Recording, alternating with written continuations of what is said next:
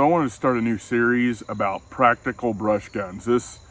I guess I'll define that in my terms. I'm not talking about combat weapons per se. I'm talking about guns that are simple, they're rugged, you're not worried about banging them up, and they can pretty well do what they need to do in a less than ideal condition, whether it's raining or whatever. You're not going to screw something up. It's not going to get dropped in the creek and be a piece of crap when it's done, you know? So basically rugged weapons, simple, reliable and affordable.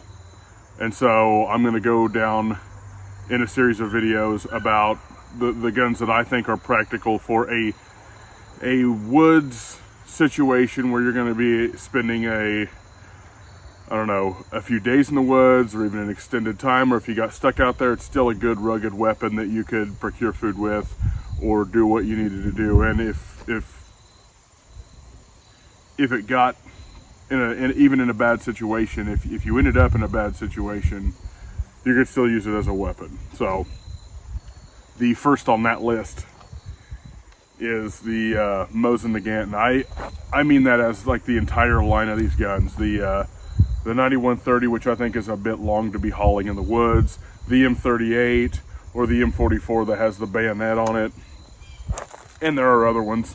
There are sporterized ones, and I have one of those from years ago from like Montgomery Ward that has like sights on it that aren't military spec and stuff like that, but they're just heavy built guns. You know, they're simple. With a pull of the trigger, you can pull your bolt out and clean all that up. If you are using corrosive ammo, and you can even get the stuff that's for hunting, like soft nose stuff, and it's still corrosive ammo from like Brown Bear or Silver Bear, any of those companies that are still producing the corrosive ammo, you can wash this out with water and then lube it up after you dry it out.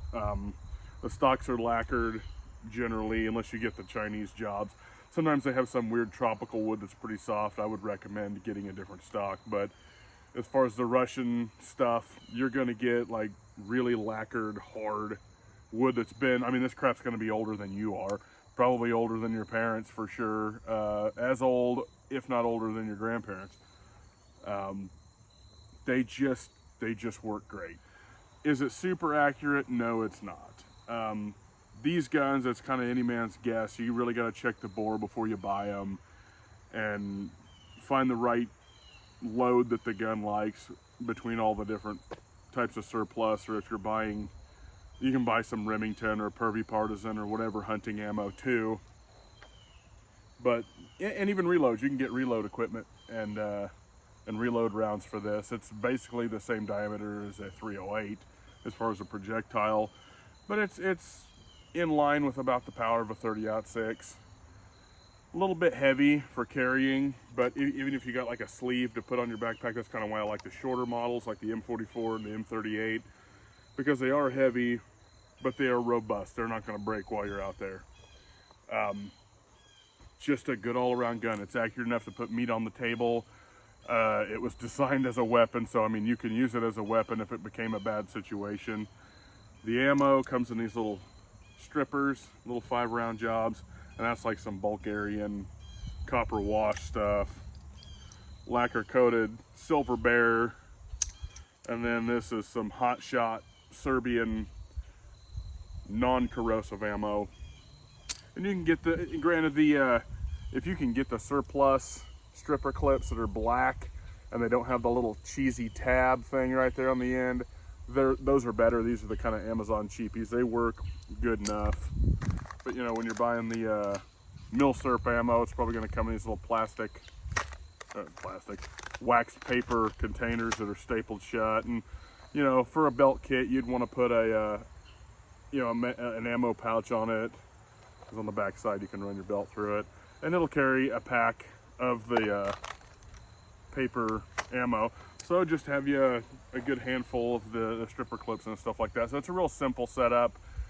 If you wanted to do like a haversack to keep your ammo in, like your strippers for easy access, that's another good idea. But this would be my first pick for putting down larger animals. Obviously you don't want to be shooting squirrels with this, but it's not going to break on you, and that's why it goes in that first category for larger animals for sure. The Mosin of any type is good, no doubt.